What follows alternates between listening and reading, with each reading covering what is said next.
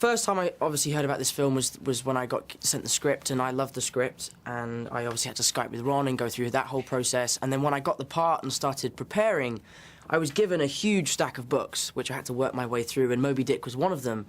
And I'm not going to lie, I unfortunately didn't finish it. I resorted to the film. But it's such an incredible story, and a story of this sort of magnitude gives us the motivation to give it everything that we've got, you know, and make sure that we did justice to these men and gave a very real performance. These are real men. It's not like we're making a piece of fiction. This actually happened to 21 men, and my character in particular is a 14-year-old boy, and the idea that what these men went through happened to a little kid, to me, is ridiculous. I can't quite imagine what it would have been like for poor little Nickerson. And the fact that these were real people, it gave Ron sort of the drive to make sure that every aspect of this film was real. From the sets, from the performances, from our bond with all the other cast. And he was very, very driven about making this film a real experience for audiences. The preparation is what really made this movie. It wouldn't have been possible without the preparation that the cast did, the crew, and also, of course, Ron.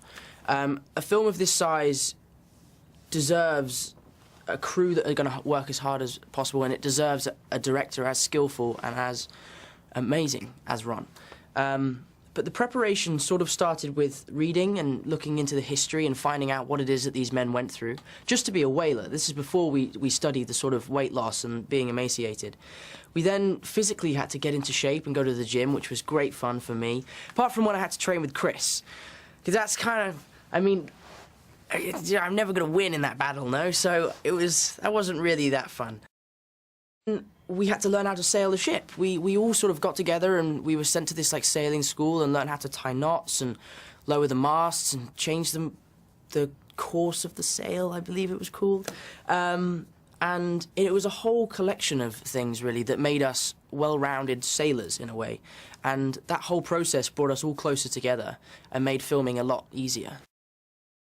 To do justice to what these men went through and to make sure that we made a real film that audiences could really experience, to me it almost felt like if I wasn't trying my hardest and if it wasn't incredibly tough, then I wasn't doing it right. And the water was tough, but I mean, I was 16 at the time, and it's great fun. I mean, I'm doing stunts, I'm being hurled around, I'm learning how to scuba dive, and it was really a dream come true. And also I was doing it with great guys like Thor and Chris. I mean, it's the best.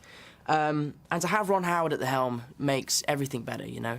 And I was just so privileged to be a part of this crazy experience. I got sick for the first 2 days, and then they gave me this like pill and like, listen, this will make you feel better. But it was really like a drowsy pill. So I just like slept all day. And then towards the end of the shoot out in La Gomera, it was also towards the end of the diet, and I hadn't had sugar for a long time, and like I'd even cut sugar out of my tea, which is like, it's amazing for me. I love sugary tea. But I was so fed up one day, and I went to the crew catering and stole a croissant, and I ate the croissant secretly. No one knew about this, but my body was like, no, gotta go, and I just threw up over the side of the boat. And everyone was like, how are you throwing up? Surely there's nothing for you to throw up because you're not eating anything. And I was able to like blame it on seasickness and be like, yeah, no, I don't eat anything. I'm really good at the diet. But no, it was tough, but all for the right reasons, you know. And it was kind of like being part of a rugby team and going on like a rugby tour, you know. And it was a very special experience. And the weight loss is really what brought us actors closer together. And as I'm sure you've seen in the film, it kind of makes the film, the relationships that you see on screen.